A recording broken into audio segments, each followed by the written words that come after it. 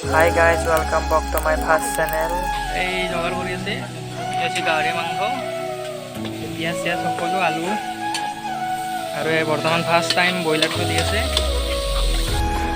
just জগাৰীবিলাক হৈ আছে আৰু তিল মাৰা হ'ল এনেকৈ তিল মাৰি কিনে সজাই থৈ দিয়া আছে আৰু এখন ঘৰত নিবাক লাগি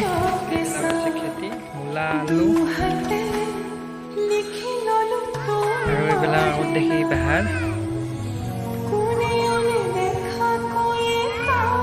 লাঞ্চ কৰিছে বাচ্চা দুজনে এতিয়া আমি খানা খাব ওলালো খানা চলি আছে খাওঁ মোৰ অৱস্থা এতিয়া নাই তিল খৰি লৈ আহিছোঁ গৰম পানী খাব